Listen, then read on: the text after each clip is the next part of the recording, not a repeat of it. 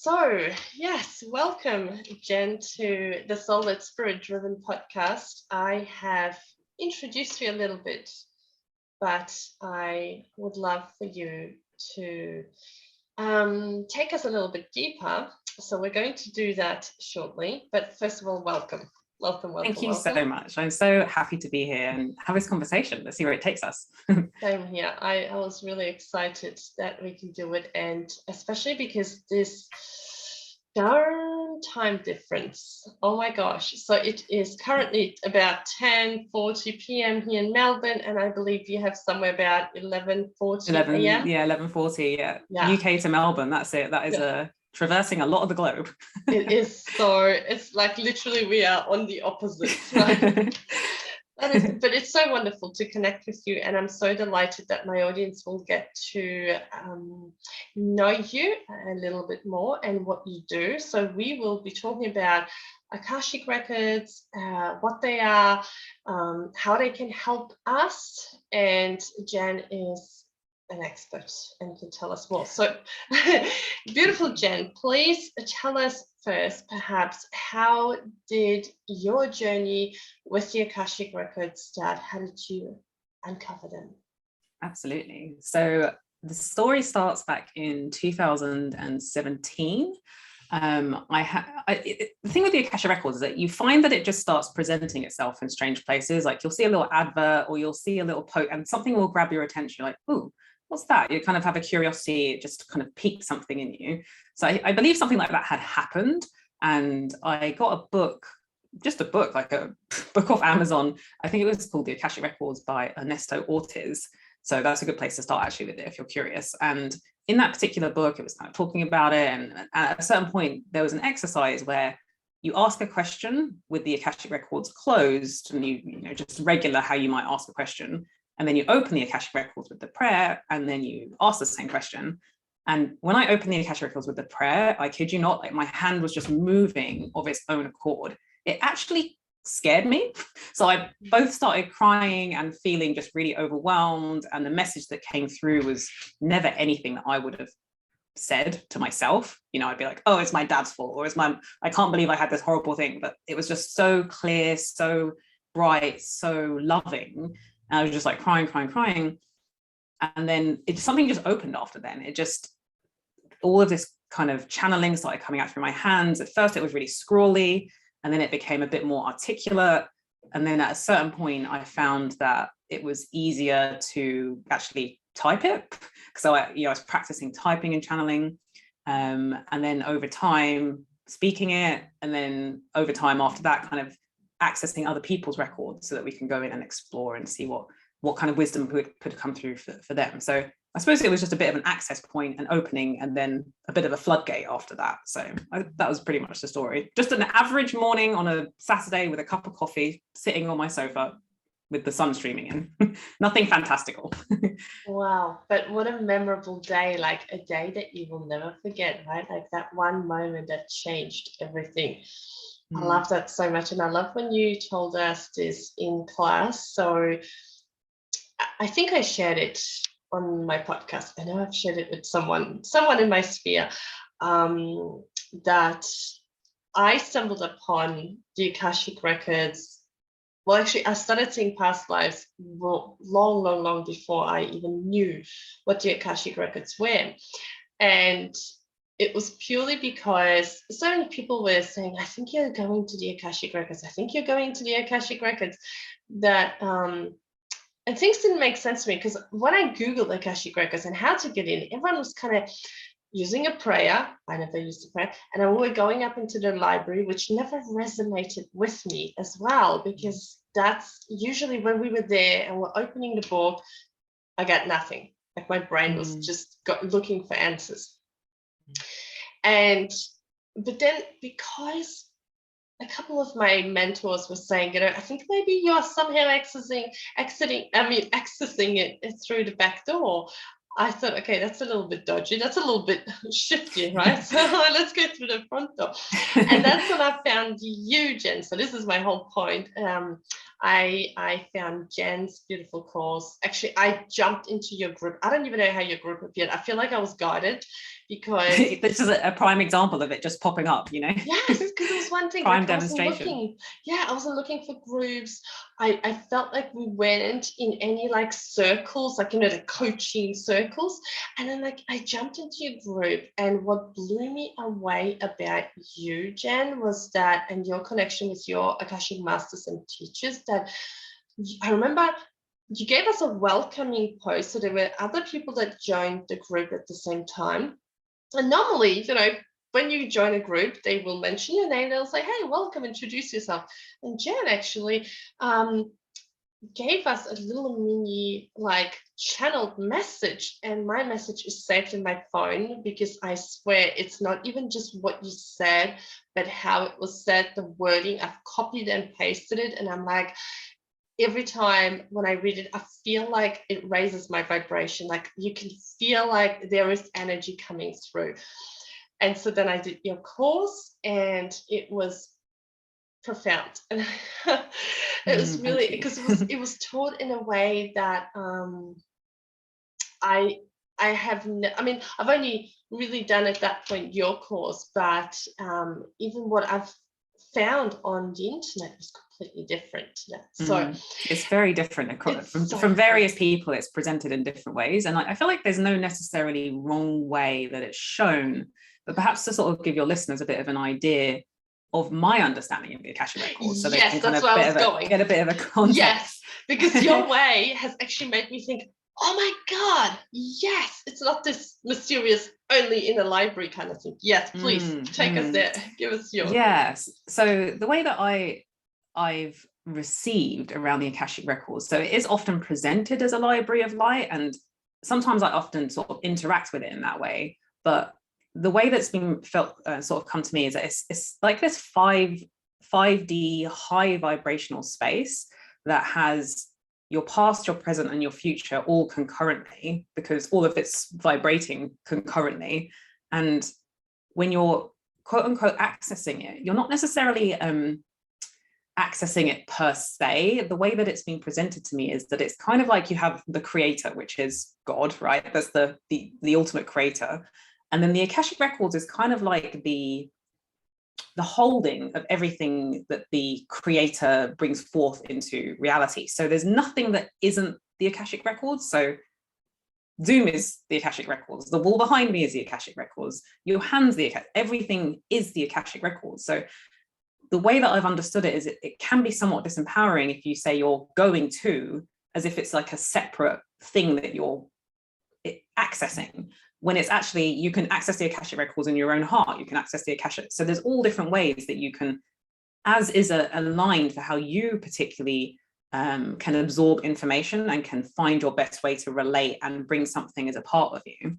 So really the simplest way that you can think about accessing, like quote unquote accessing a space, is that it's all about the power of your own consciousness, because your own consciousness is the Akashic Records. It's a part of the Akashic Records.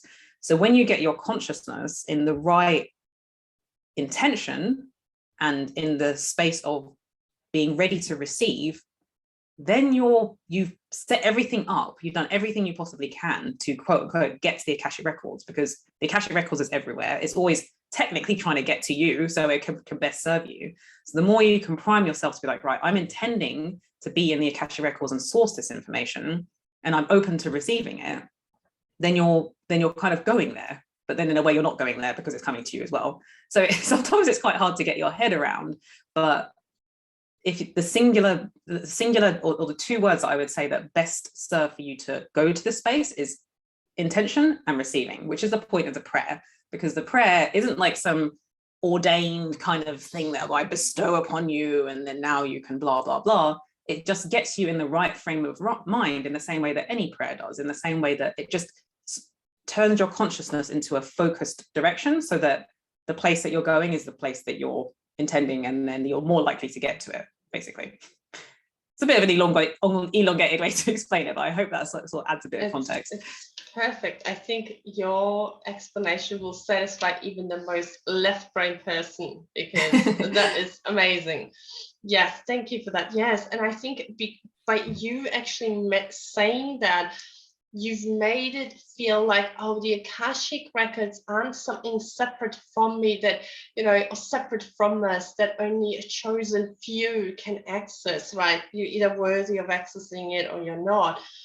You've actually made it, you brought it closer. You made it like anyone can access it. And then when I was going in, it actually, what I received was that it's a birthright, right? It's almost like you forget your manual, here it is, right? Like, here's all the stuff. And I love that. So yes. And just to add on to that is the fact that, yes, sometimes it is nice to have a guide, as it's nice to have any guide, you know, like this is why they, in Star Wars there's Yoda, and, you know, always that it's helpful having a guide, a human guide, or, you know, we have our spiritual guides. But when you're given the prayer and then perhaps you decide to work with someone who knows or is familiar with the Akashic records, it's the same way, it's the same thing, you know, you can go out to the fields on the trek, on the trail on your own. You can probably figure it out. You'll go left, maybe you get a bit lost, you'll get back on the trail, eventually you'll do it. Or you can just work with someone who has been there before, who knows which twist and turn is where, and you can be familiarized with the route more quickly and easily, and with kind of less of a headache. So that's all that's really about, is to just make it easier. It's not about, I only have access and you can't do it, so you have to come to me. It's kind of like an empowered choice of, you know what, I actually just want to do this faster and more effectively, so maybe I'll just choose a guide. I love that. I love that so much. And we've kind of touched on this now, but like, who are the Akashic records for? Like, who can access it? What would you use it for? If you can just take us there a little bit. Yeah, absolutely. So the Akashic Records is for everyone. Actually, honestly and truly, everyone has access to it. Everyone is already in it. There's no space that you can ever be in, any place at any time, anywhere, ever, that isn't the Akashic Records. So to say that it's for one person and not for another, it's just that isn't anything that even makes sense. However, as I've shared previously, that it's all about your intention and your consciousness and your ability to receive from them, which is kind of the way that we're talking here, which is like, what use is it to you? How can you actually, okay, that's really interesting. So I can go to this library of light, it holds all the things like the creator, blah, blah, blah. But how does this help me as a human being trying to navigate this life? So the way that I find it useful is that when you go into that space, since it knows who you are, past, present, future, it knows all of the soul lessons that you're on, it knows all of the past lives that you've been through, it knows all of the trajectories that you're trying to get on, it knows all of the timelines that you're able to access and ones that are difficult for you, and all of it, you use it in order to better live, basically, to make better choices, to see where you're holding yourself back, so that you can bring the light of consciousness to it, transmute it, liberate yourself, and then make a better choice or go onto a higher timeline. So really, from a creator standpoint, it's in aid of expansion, which is what the whole point is of the universe, as far as I'm aware. Maybe others have different opinions, but for me, it's all about expansion. That's why we're here. We're here to expand in alignment with creation.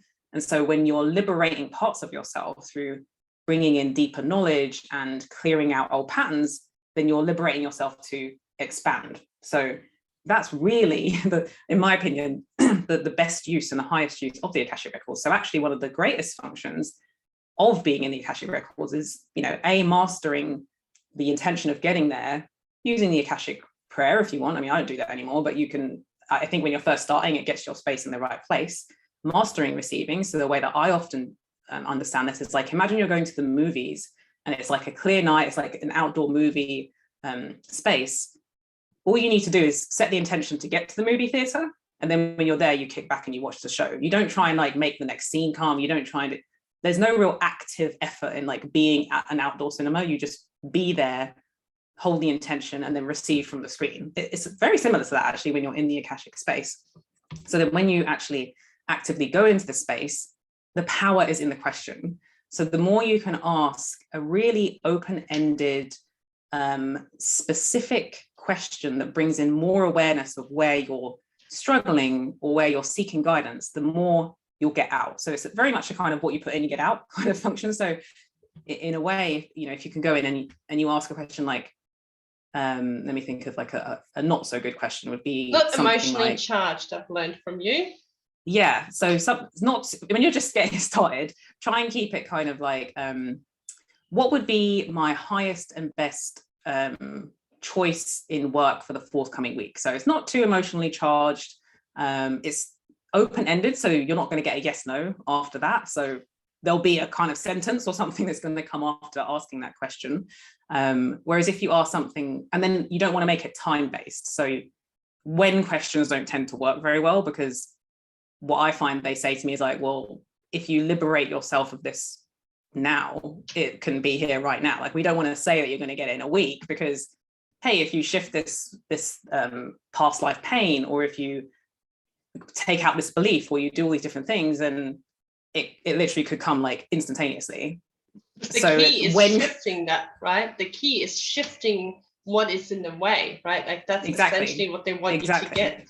Was what focus on. So when you ask when questions, you're actually limiting yourself in some ways. So when questions aren't great, often where questions aren't so great either, but what questions tend to be quite good, and often why questions can be okay. So it's really a function of the way that you're asking. And in fact, the better you get at asking questions in the Akashic Records, the better responses you get. So the more insights you get, so the quicker you shift the beliefs, the quicker you shift the past life pains or the patterns or different things. So then the next question you ask is like so much better. It's very informed. It's clear. Oh, you know, what, for example, if I've gone in and I've shifted a past life pain about, you know, let's say I died on a warrior field or something. If I go in and I ask a particular question, it's like, what is a past life pain that's really holding me back from, you know, expressing my highest self in my relationship? I go in, I discover this past life thing then the next time I go in, I say, this story that I'm telling myself about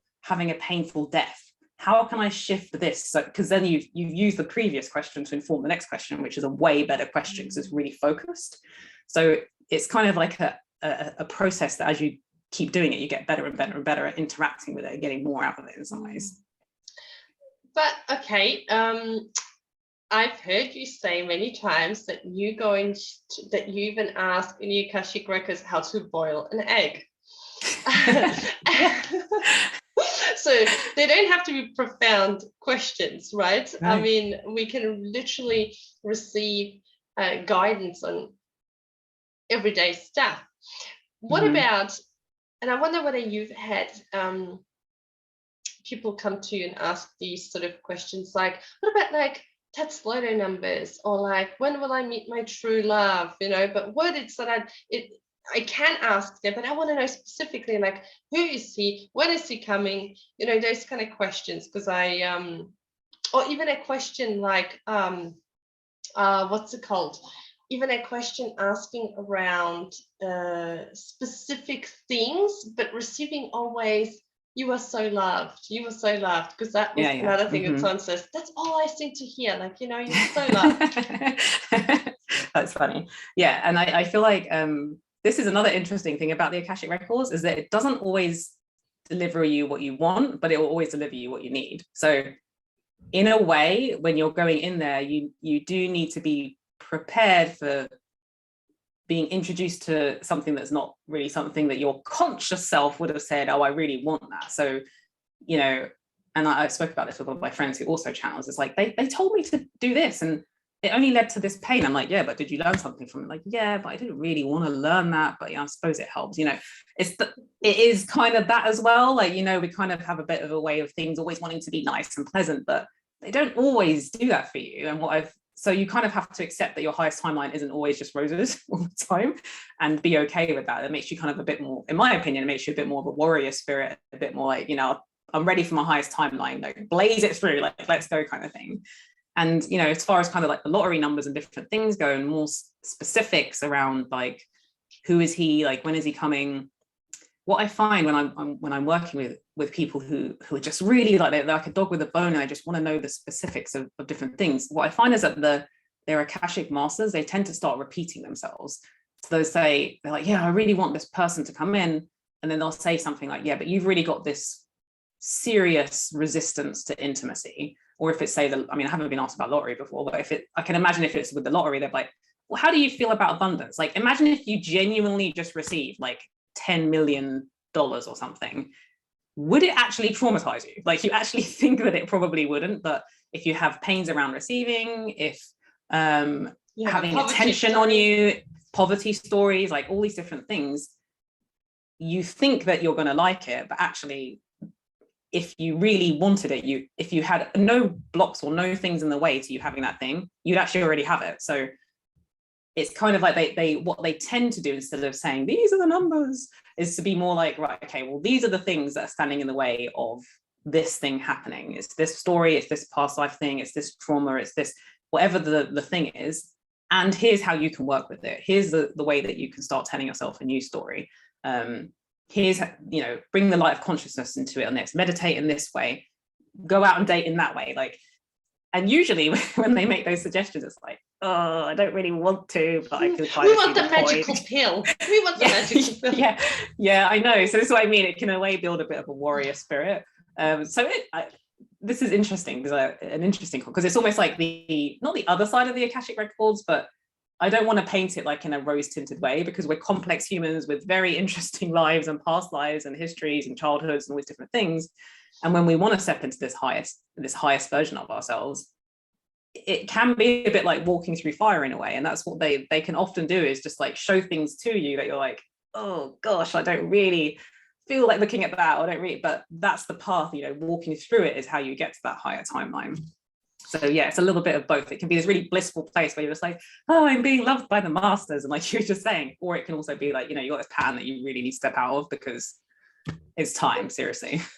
It's funny because it's absolutely like that, but I always feel that I leave that energy, I leave the Akashic Records like something has shifted, something has changed. I could have feeling a bit of low vibes, and now I feel like, but funny thing actually happened to me once. I was doing the Akashic Records for a friend, and so when I come down, I'm like, okay, do you have another question or anything else you want me to ask? And he goes, yes, Tatslodo numbers. so they gave me numbers, so I told him, and then he goes, okay. And I said, but you don't know which week. So he got the numbers, but not the week. And that was like, it's like a little joke here. This is what you want. You just want, it's almost showing a linear way of thinking, right? Like you wanted the numbers, but like you also got to know what week to put them in. Right. And they do sometimes play with you like that, I've noticed. Yeah. And I was actually trying to explain to him, see how small you're thinking, because you think, if I want Tatslodo, right, that would solve all my problems, right? Whereas Akashic Record Masters, or light workers, if you work with some healers, they're trying to show you more. There's more there. You can expand. You got to heal this. You got to, like you said, if you didn't have these blocks, you would already have the money. Or what if you're not meant to with the money because you're here to learn perhaps about abundance or gratitude, and so there's certain processes and you have to go through that. Perhaps you're here to learn how hard work doesn't equal a lot of money, right? But not because you're going to receive the money through Tatslodo. Perhaps you're here to learn that actually you have to relax and you have to trust and you have to, so there's so much for us to learn, but we tend to think in a very linear way, which is always like, we want that magical pill. We want the yes, we want the no, right? So I love that. This has definitely been another thing I found that I haven't mentioned so far about the Akashic Records, is that whilst, yes, you can ask a lot of questions about your path and your purpose and your blah, blah, all these different things about you. For me personally, because I've been doing this for so long, most of the stuff that I receive from the Akashic Records now is just high level kind of 5D wisdom, and just like, how does the universe work? Like, why are we here? What are aliens? Like, those kind of like childlike questions of like, what is the point of all this? What is purpose? Those I prefer those questions personally, because then I feel like I'm building up a context around myself that for me personally creates a sense of safety, because I'm like, oh, well, I'm going to be doing this forever. Actually, it's really important because if I don't do this now, then I'll be doing it in the next life. So it brings an attention and a focus to now, but it also takes the heaviness out of it, like the kind of, I've only got one chance to get this right, these kind of. So for me, it's actually more the context that it puts me in a deeper understanding of why we're here and what we're moving through, and why we have soul lessons, and why we've made certain choices, and how our guides are helping us and how they show up, so that you're just more equipped. That for me is at this point the most useful thing. I kind of don't really ask that many specific questions, because they've shared so much to me about the power of now, the importance of embodying your soul spirit, like in the now, and following spontaneity and intuition. So as I've practiced that more over time, there is less of a need to start grabbing for things somehow. So that's probably what I find will happen, what I feel like will probably happen over time, as your listeners are actually tuning in and practicing in these spaces. I love that you mentioned it. That was actually my next question, how you work in the Akashic Records. So perhaps let's expand and say, how do you use the Akashic Records to help your clients, your people? Absolutely. So because I am a bit left-brained, I'm like the most left-brain channel like you'll ever meet. But so for me, I was reflecting back on all of the different Akashic sessions that I've had over time. And then this is just me in spreadsheets, but I literally put them all into like different like categories of like, what is the most asked question that seems to come through. So usually the top questions are around like, what's my purpose? Why am I here? What lessons am I here to learn? And interestingly, as I've been learning more about purpose, I realized the question is usually misinformed, because it's often about, how am I here to be productive, which is just totally a capitalistic patriarchal question anyway in the first place. But we work with it, and then we kind of like manage to move away from that kind of concept of worthiness around me being useful, and into like, what are you actually here in your beingness to express as a soul entity, like a soul being. Often there's loads of questions around patterns, like I can't seem to release this pattern, this loop keeps playing out. No matter what, when this trigger happens, I just go straight back into it. I've done like so much work around it, I don't understand why it's here, I don't know where it came from. So often adding context to that kind of thing. Often there are questions around work. Sometimes in the previous, I don't really do this anymore, but there have been questions around relationships. So why do I struggle in relationships? So there are so many different ways as to how anyone can work with them, how I have worked with them. And for me personally now, as I've been exploring my own soul purpose work, is around money and money energetics. And actually I received this yesterday, and it just goes deeper and deeper, right?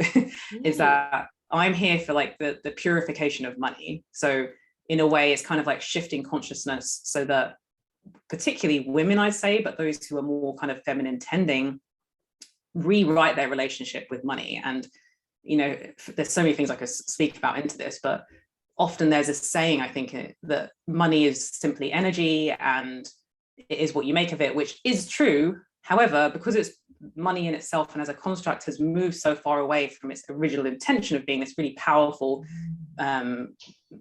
sort of value exchange and a way to sort of diversify the goods that we're managing to create, it's gone through a lot of other things that actually are a lot less salubrious and just not very kind of nice. And that energy is recirculating. So for those of us who are very intuitive, we can pick up that energy that's been kind of like had all these like more darker energies gravitating to them.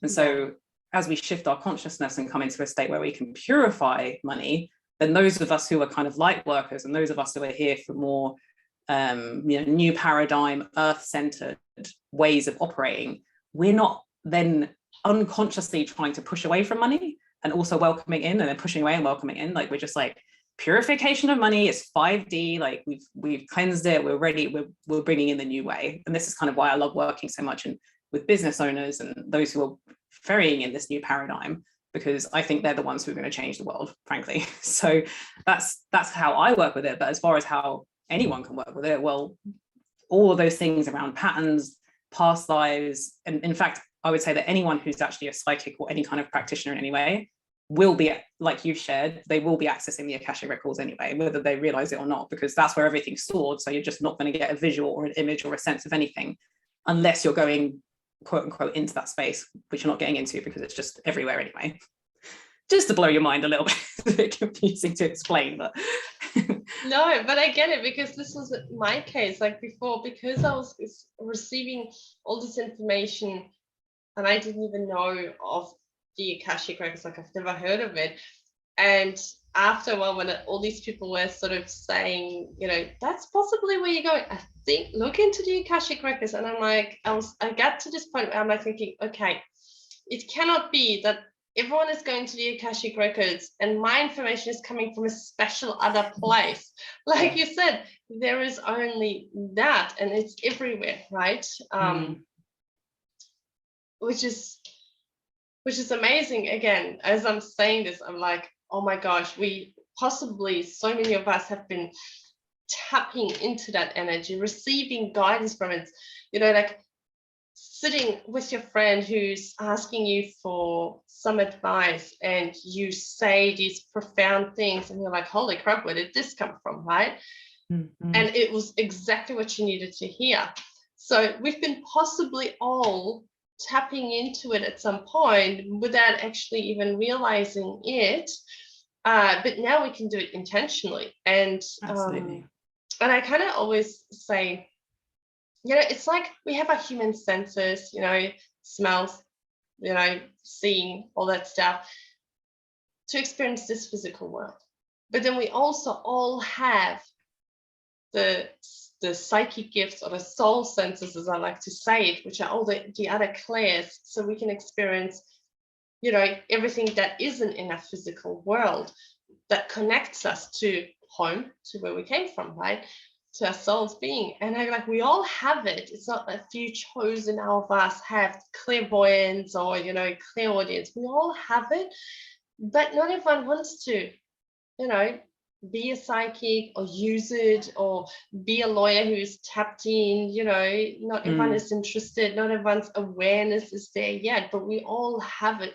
It's like if you go climb Mount Everest, you're going to have your Sherpas, you're going to have your tools, you're going to have your equipment. You're not going to just go willy-nilly with a backpack and a, you know, just by itself. And the same as here, coming down here, you've got your guides, you've got your, you know, tools, your equipment, all those sensors to kind of navigate through the daily minutiae of what this you know, physical world is. I'm very fascinated, Jen, just hopping back to what you said about the purifying money, which I so agree, because it's like, we need more good people we need money to be in the hands of more good people, I guess, you know, more women, more, you know, people just in general who have really good, pure intentions and will help elevate, I guess, this earth, bring it into that new earth, but also change, you know, humanity, the catalyst for change. So my question is, because I'm a little bit fascinated with how you work with the Pleiadians. Absolutely. So this is actually kind of a bit of a newer thing for me, actually, as I've been exploring my own, when I say purpose, I mean, I know actually already, I know what my quote unquote purpose is in my being, which was a strange one when it came to me, which is like to have a good death. And there's various ways for me that I'm going to like have a good death. However, when it comes to creating and how I want to kind of express in this world, so much for me has come through around money. And just when I first went to the Akashic Records and I was like, right, okay, so I feel like there's this thing around money and creation and kind of making money out of thin air. And I think that's just like one of the most powerful things that we can do as entrepreneurs. And I was like, okay, so the Akashic Masters, you're going to share this stuff with me? And they're like, no, we're not doing that. That's not what we're here for other reasons for you. The Pleiadians, they want to help you with this because I think it's probably because they're part of this reality. So as I'm kind of seeing an image of like them being woven into the web of this reality. So as we're doing all this stuff over here in the web, it's actually vibrating over there for them. So like, it's kind of in our best interest to kind of help the people of Earth out, because it's good for the whole of reality if we do that in this kind of particular dimension. And so So now they've kind of been coming through with a lot of wisdom around the nature of money and what the new paradigm is going to look like, the awakening of the feminine, the importance of balancing kind of masculine and feminine. So for example, lately they've been sharing a lot of people are kind of moving away from, and they don't really want to be around the dark masculine and any really masculine energy. So it's just like, no, let's be in the feminine. Everyone going on about the feminine all the time in business and creation, like, oh, it's like magical or something. Whereas what they've been sharing is like, you know, without the dark masculine who cuts through to truth, who holds you in your truth, who holds you to your highest truth, who makes the strongest, sharpest, firmest, most loving, held, perfect sized containers, so that you can actually create and not only be productive in your creativity, but actually have fun in a safe container with it, which is often what I've seen is missing in a lot of the business owners that I'm working with, is that they're so creative, but they don't feel safe and nothing seems to really come to anything. And when we go into it, there's this like really deep fear of the masculine and then the dark masculine, which is more primal and more, because we've been so used to him in his wounded form. So there's so many different energetics that are going on that we're not aware of. And actually when we start leaning into them and bringing more awareness around it and actually dancing with these energies, there's so much more power and potency that can come through that is beyond and so far beyond money mindset. I can't even, sometimes I just get so annoyed by that. But, you know, there's just like a whole new dynamic, holistic way of working with ourselves and our soul blueprint and the energies of the universe that are around us. For me, it's just like so fascinating. It is. It's so, and I love that Starseed energy is not foreign to me. So I love, and Pleiadian energy is beautiful, but I love how you work with them and within the Akashic Records and how you are being called to kind of grow and evolve all the time. I should also mention that I had the immense like I was super lucky to have received a business session with you, which it was so amazing. It has like blah, blah, blah, unraveled so many things for me. Okay. So that was really, really powerful and so potent. And yes, thank you, because that was so incredible. Oh, you're so welcome. Yeah, no, it's really, this is what I love so much about being in the Akashic Records. And, you know, for those who are listening, you know, fair enough, like, you know, I've got my focus on business and creation and creating money. And this is why I love the entrepreneurial journey so much, because it's like you can be creative and magic. It feels like magic sometimes, like you can just magic money through being of service. Like I think it's such a powerful way to operate, but there are so many ways that everyone is kind of operating in the world that they would benefit from being in this space. And even to just kind of add into this even more around kind of what the Akashic Records are in some way, the way that I've received it is that we're so powerful that we're not just like in the Akashic Records or going to the Akashic Records, we're actually creating the Akashic Records. So the Akashic Records is kind of like the sum total of every single person's subjective experience and how they're feeding that data back into the Akashic Records to actually build it in the set. And I suppose this has been spoken in many times around kind of like the whole purpose of creation is for the creator to see itself, so it can witness itself and see itself through how we're showing up in our reality. And that's kind of like what the Akashic Record, that's kind of like why, as I've received it, the creator has made the Akashic Records. It's like it's almost like a place for us to I don't know what the word is, like transmute or translate our data into a structure that can be kind of move things around and put it in place. And then, the creator's like, I see what's being discovered there. And it's like making it structured and it makes sense and things, and that can inform the next step of creation as we kind of continuously unfolding and rolling into the void that is creation. So it's really kind of serving this high purpose. And just to empower you even more, know that you're actually creating the Akashic Records. Like you are that powerful that your consciousness is shaping it and informing the way that everyone else sees it. Which is why when you were saying, like, some people have the access prayer, sometimes it feels a bit kind of Christian in some ways, other times it feels more primal, they like go through your body. Everyone's got a different way of accessing it, and nobody's right. Everybody's right. It's like all of it is relevant because it's data that goes in. And so you step out of that duality of this is right and this is wrong. You just go with what works best for you, because either way, we're all creating it in some way. Yes, we are. Which also then kind of can validate for us the fact that your future is not really set in stone. It's not a die hard. There's at least that's how I said, a loose plan, like as if we drafted a plan to go on a road trip and we want to go from A to B, but we might stop along the way, and there could be detours, and you can still wind up maybe somewhere else and drive around. So what you were saying, Jen, really reaffirms that I guess belief that you're not just this accident of nature here, wound up here, and life is so hard and everything happens to you and you just got to put up with it till you die, right? Like you actually have the power of choosing and changing things in every moment, any moment. Like what you do today will change, and this is where I often say with creating, not to be afraid to really create the life that you really, really want, right? Instead of the life that you think you will get, like that's as good as it gets. That's all my parents ever wanted for me, so I'm just going to stick with that model, right? Or that's what my teacher in grade 6 said, I'm going to amount to nothing, so I guess that's my story, right? Like you really get to change and choose. Jen, tell me. And I feel like just to add on to that one is, when I've been having particularly bad days, I'll go into the Akashic Records, I'll speak to the Akashic Masters, and they'll say something. They said to me once, do you realize that if you didn't exist, if for some reason your existence just became like nothing, the entire reality, everything in reality would implode in on itself. Like everything would collapse if your speck of light, whatever you want to call it, if your essence just like became not, everything, all the reality, everything would collapse in on itself, and nothing could be there anymore.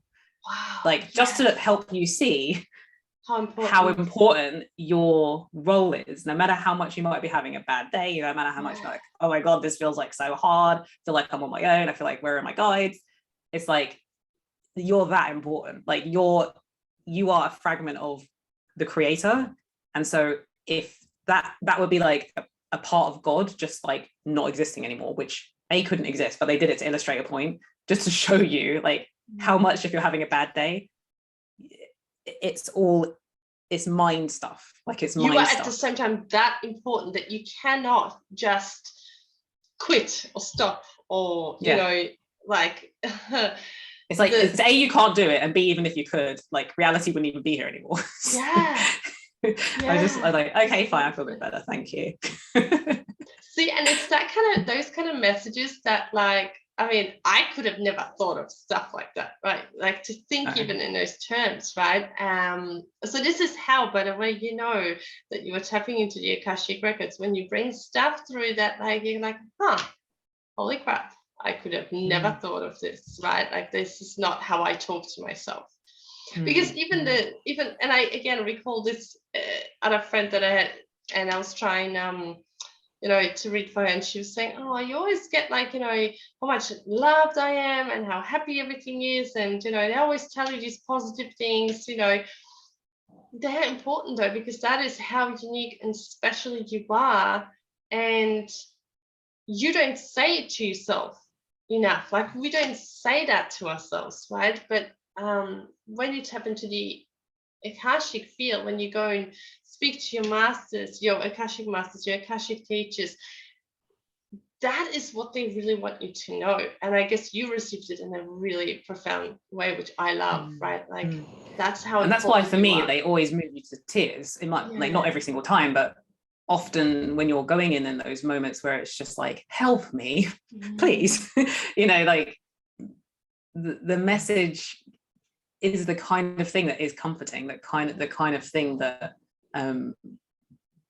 just brings that light when we're in the inevitable darkness at times of moving through the human journey. And there was one thing that's kind of similar on topic but a little bit off to the side, and I want to say it before I forget about it, is that if anyone's sort of like, oh, like I don't think I'll be able to do that, like I'm because I know that, you know, some of your audience are like awakening or they're starting to open up their intuition. My particular story is like, I kind of come from a background of asset management. Before I was doing entrepreneurship, I was working in the middle of London in a skyscraper, sitting at a desk, being pushed around by a lot of middle-aged white men, going to meetings, managing a portfolio of like a billion pounds worth of property. Like I was like a spreadsheety, left brainy, like not spiritual, like nothing. I mean, I kind of had an interest always in like a bit of Buddhism and like, oh, meditation, I think that's probably helpful. Never did it. But so when this happened, I would honestly say like I am the least likely person that should be able to do this, like honestly. So I truly think if this is something that can open up for me, oh my gosh, this is seriously, if you're actually like, you know, years ahead of me now than what I was back then, like, and you're awakening at this time when the whole of consciousness is like rapidly escalating and really opening up, I honestly feel like it is no more than a hair's breadth away for you to actually access these spaces in a way that you're receiving things back that make sense to you if you're open to it and if you practice, honestly. So amazing. And I love that tattoo that you have on your wrist, which listening to this podcast you cannot see. These came through from the Akashic. Allow, that was the first message that came through. It was a combination of things, but the main message was allow and trust. Very first message that came through from the Akashic Records on that sofa that I shared right at the beginning. These are powerful keys. Allowing, right? Going to that receiving stage and allowing yourself to receive the things, but also the trust, right? The trust. Yeah. That is so important. Jen, is there anything that I haven't asked you that you would like to share with my audience? Okay, so let me just see if I can tune in and see if there's like a specific message that wants to come through for your audience.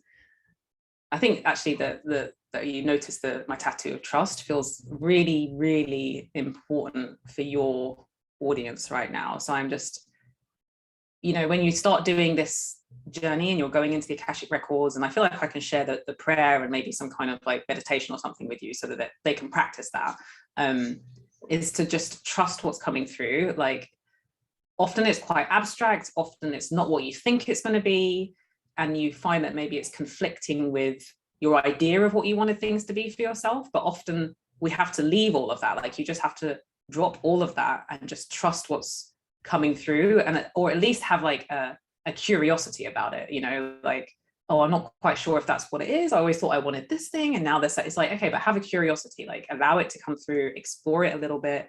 If something feels like your mind might be making it up, it's okay. Next time, go in, practice some more. It just gets stronger and clearer, and the connection just builds over time. So it's a bit like kind of expecting to go onto a mountain bike and immediately like do a downhill like marathon or something. Like it's not realistic. Or sometimes it happens, but more often than not, we're not kind of natural at these things, and we just have to take our time to just commit to it and practice and learn to get incrementally better.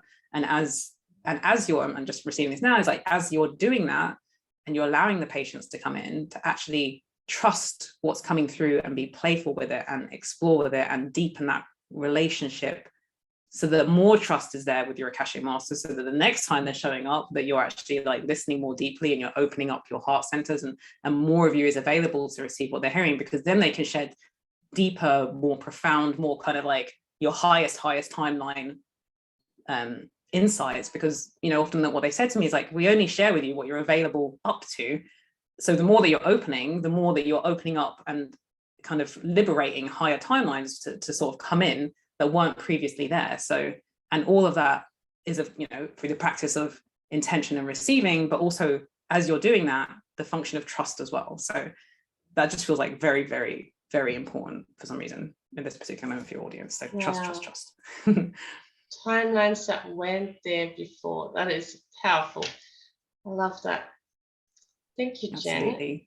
Absolutely. Please tell us, how can those who are interested to dive in deep and deeper and work with you, where can they find you?